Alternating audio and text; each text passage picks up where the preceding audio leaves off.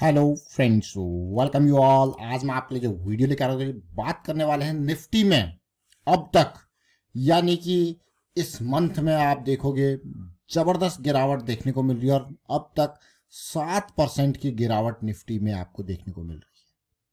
अब आप कहोगे यार, जो ऑल टाइम हाई बना था ऑलमोस्ट 7% के आसपास से गिरावट पहुंच चुकी है।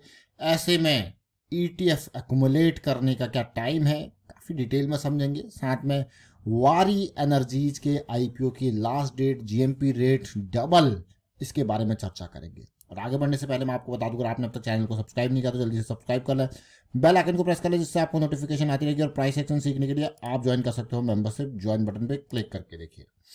अब सबसे पहले भाई, फॉल तो है, लेकिन निफ्टी ETF कैसे कैसे अलग अलग स्टेप्स में आप निफ्टी ETF जमा कर सकते हो और अलग अलग गिरावट के परसेंटेज के बेसिस पे वो काफ़ी डिटेल में चर्चा करके प्राइस एक्शन सीरीज में एक वीडियो बनाया, आप इसको देख सकते हो।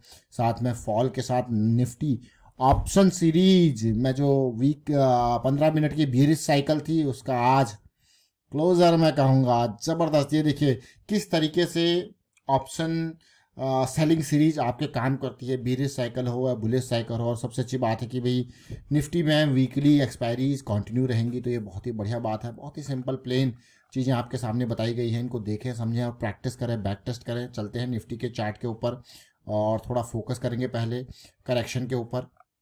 आप देखोगे, आप दुनिया भर से आपको देखने को मिल रहा होगा निफ्टी में बड़ा फॉल आ गया, ज़बरदस्त हो गया, हाहाकार मच गया होगा।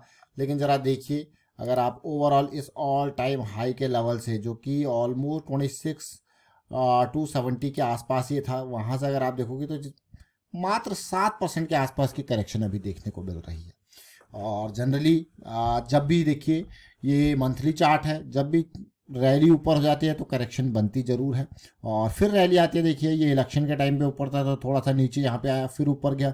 अभी करेक्शन ज़रूरी है और करेक्शन क्या देती है? अपॉर्चुनिटी। दूसरा, ऐसी करेक्शंस में जैसे मैंने आपको कहा, अगर आप ओवरऑल निफ्टी को देखो डाउन द लाइन बहुत टाइम से, अगर आप देखो इसको अलग अलग सालों के हिसाब से देखो, जैसे कि 2014 से लेके अब तक, अगर आप नंबर्स को देखो, इसको अक्टूबर 2014 से लेके अब तक, तो आप देखोगे यार इसने तो बहुत ही बेहतरीन, अगर यहाँ पे देखते हो ओवरऑल CAGR के बेसिस पे, तो 12 to 13% का रिटर्न इसने दिया है ओवरऑल। और अगर आप 2014 के हिसाब से देखो, 2004 के हिसाब से देखोगे, यानी कि पिछले 20 साल का डाटा देखोगे, नंबर उठा के देखोगे, तो पिछले 20 साल में भी इसने बहुत ही बढ़िया वही 12-13-14% के आसपास रिटर्न इसने यहाँ पे भी दिया है। और पिछले 30 साल का देखोगे तो अमूमन 12 to 13% का ओवरऑल अगर आप रिटर्न देखोगे तो 12 to 13% का आपको देखने को मिलेगा निफ्टी का। तो ऐसे में जब भी गिरावट आती है, जब आप निफ्टी ETF जमा करते रहते हो, तो ये 2-3 फायदे आपके लिए करता है। एक तो मार्जिन ऑप्शन सेलिंग में काम कर लेता है, दूसरा आपको 12-13% एनुअलाइज रिटर्न मिलते जा रहा है कि नहीं है, और आप प्लेज करके मार्जिन ले सकते हो। ये कई फ़ायदे यहाँ पे होते हैं निफ्टी ETF के, वो आप देख सकते हो यहाँ पे डिटेल। बहुत ही बेहतरीन क्वालिटी का मार्जिन मिलता है, मतलब टॉप मैं कहूँगा। अगर आपका ये मान के लगो 10 लाख का आपका निफ्टी ETF आपके पास है, तो 9,40,000 के आसपास, यानी कि 6% का हेयर कट लेके मार्जिन यहाँ पे मिलता है। तो बहुत ही अच्छी ये चीज़ है यहाँ पे। दूसरा, आप करेक्शन को थोड़ा सा वीकली चार्ट्स पे देखते हैं, समझने की कोशिश करते हैं क्या कुछ यहाँ पे हुआ ज़बरदस्त इस मंथ में, जो कि लगातार ये 4th वीक हो चल रहा है रेड।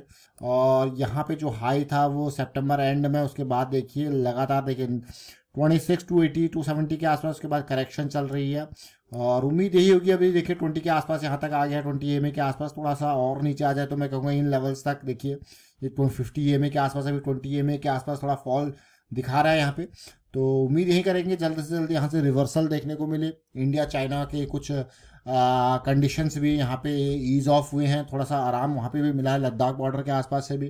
तो उम्मीद करेंगे जल्द से जल्द एक पॉजिटिविटी यहाँ पे देखने को मिले। डेली साइकिल पर अगर देखें तो जो 200 SMA की लाइन है, अगर आप देखो इलेक्शन के रिजल्ट के टाइम पे यहाँ पे 200 SMA के आसपास आया था। उससे पहले अक्टूबर 23 में यहाँ पे आया था। उससे पहले थोड़ा सा बेरिश साइकिल जो स्टार्ट हुई थी वो मार्च में के हुई थी, 23 के आसपास यहाँ से साइकिल स्टार्ट हुई थी, फिर वो बुलिश गया था। और उसके बाद अभी देखिए 200 SMA से काफ़ी दूरी थी, उम्मीद थी करेक्शन की, और वो करेक्शन आपको देखने को मिल रही है। लेकिन करेक्शन क्या है? अपॉर्चुनिटी लेके आती है। अब बात करेंगे प्लान की, वारी एनर्जीज के आईपीओ से पहले एक बात करेंगे यहाँ पे। तो देखिए हमेशा किसी भी स्टॉक में आप एंट्री लेते हो, मान लो आपने उसमें रैली चल रही थी, आपने एंट्री लिया यहाँ कहीं, लेकिन अब हो गया प्लान फेल, आपने एंट्री ले लिया, स्टॉक गया आपकी डायरेक्शन में, बट समहाउ आपका स्टॉप लॉस यहाँ पे था। होता क्या, कई बार सिचुएशन आपके अगेंस्ट चली गई, मार्केट आपके अगेंस्ट चली गई, वो प्लान फेल हो गया और आपको मिल रहा है क्लोजिंग आपके स्टॉप लॉस से नीचे, डेली में क्लोजिंग आपको मिल रही है। यानी कि ये आप देखो शाम के टाइम पे आपको दिख रहा है 3 बजे के आसपास यार एक नीचे क्लोज होने को जा रहा है। तो इसमें सबसे बढ़िया चीज़ क्या है, एग्जिट। देखिए आपने प्लान किया है, ये स्टॉप लॉसेस जो हैं वो आपकी प्लान का पार्ट है। तो मतलब जब ये इसके पास आप जाता है प्राइस, तो आपको क्या निकलना है ताकि आप बड़े लॉसेस को अवॉइड करें, बड़े लॉसेस को अवॉइड करें। ये ही सबसे इंपॉर्टेंट पार्ट है, यही वो प्लान है जो रिस्क मैनेजमेंट के बारे में, जो कि अमूमन आपको का बहुत ही कम, मतलब ये मान के चलिए 90% चीज़ें आपके डायरेक्शन में जा रही है, तो लेकिन जब फेल हो रहा है तो आप बड़े लॉस ना लें, इसके लिए रिस्क मैनेजमेंट इंपॉर्टेंट है। तभी हम कहते हैं कि पूरे आपने जो भी कैपिटल लिया, जैसे उसको आपने 50 टुकड़ों में पहले ही बांट दिया, अब हर टुकड़े के ऊपर आपने एक इंपॉर्टेंट लेवल तय कर रखें कि भाई इससे नीचे अगर प्लान मेरा फेल होता है तो मैं निकल जाऊंगा। तो these are the risk management part, ये बहुत इंपॉर्टेंट होते हैं। ऐसे टाइम पे अपॉर्चुनिटीज फिर से आएंगे, मार्केट वापस जाती है तो अपॉर्चुनिटीज देखने को मिलती है, तो फिर से मौके मिलेंगे, तो इसलिए रिस्क मैनेजमेंट बहुत जरूरी है। अब बात करते हैं वारी एनर्जीज के आईपीओ की। सबसे पहले वारी एनर्जीज को अगर आप देखोगे इसके आईपीओ को, तो ऑलमोस्ट देखिए डबल यहाँ पे प्रीमियम, देखिए जीएमपी रेट डबल दिखा रहा है, सब्सक्रिप्शन देखिए अभी 9 टाइम्स हुआ है और लास्ट दिन बचा हुआ 23 अक्टूबर का लास्ट दिन। तो वारी एनर्जीज के आईपीओ 4000 करोड़ 4000 करोड़ वारी एनर्जीज को जो है वो उठाने हैं यहाँ पे। और उम्मीद ज़रूर है कि यार ये देखिए आजकल तो आपको पता ही है भाई, आईपीओ आपका हुआ साथ के साथ अलॉटमेंट हो जाता है, जल्दी से रिफंड भी हो जाता है। और इसीलिए क्या ये आईपीओ ऐसी मार्केट जहाँ पे गिर रही है कुछ कमाल कर पाएगा? क्या उम्मीद है आपको, क्या उम्मीद लगी है? आप कमेंट के थ्रू बताओ अपनी उम्मीद। फिलहाल आईपीओ का प्राइस 1503 है, लेकिन जीएमपी रेट 1375, मतलब भाई फुल लिस्टिंग गेन की उम्मीद है यहाँ पे इससे लगाई जा रही है। बट हाँ, आगे डिपेंड करता है कि मार्केट की कंडीशन कैसी रहती है लिस्टिंग के टाइम पे। बट वारी एनर्जीज, जैसे वारी रिन्यूएबल्स ने कमाल किया था, वो वारी एनर्जीज क्या ये कमाल कर पाएगा? जरा देखते हैं इसके फाइनेंशियल्स को, यानी कि पैसा कमा रही है कि नहीं कमा रही है कंपनी। तो पैसे की जब भी बात आ रही है तो रेवेन्यू आप देख सकते हो, एसेट्स किस तरीके से बढ़ रहे हैं। रेवेन्यू कंपनी का जो 2022 में 3000 करोड़ के आसपास था, वो 6000 11,000 और पिछले एक क्वार्टर में 3500 करोड़ के आसपास है। प्रॉफिटेबिलिटी कंपनी की इंटैक्ट देखिए, बढ़िया प्रॉफिट आपको कंपनी दिखा रही है, ये देख रहा है। और पिछले एक क्वार्टर में ही कंपनी ने देखिए क्या प्रॉफिट यहाँ पे दिखा है 401 करोड़, देखिए 79 करोड़ 500 1200 401 करोड़। तो इस बार और प्रॉफिट की उम्मीद यहाँ पे है। तो कहीं ना कहीं पॉजिटिविटी आपको जरूर देखने को मिल रही है। बट इंपॉर्टेंट है जीएमपी रेट। जीएमपी रेट अच्छा होता है तो आईपीओ का सब्सक्रिप्शन भी लिस्टिंग के गेन जो है वो चांसेस बहुत हद तक बढ़ जाते हैं कि बहुत ही बढ़िया होंगे। तो फिलहाल वारी एनर्जीज का आईपीओ अप्लाई किया या नहीं कि आप बताएंगे कमेंट के थ्रू।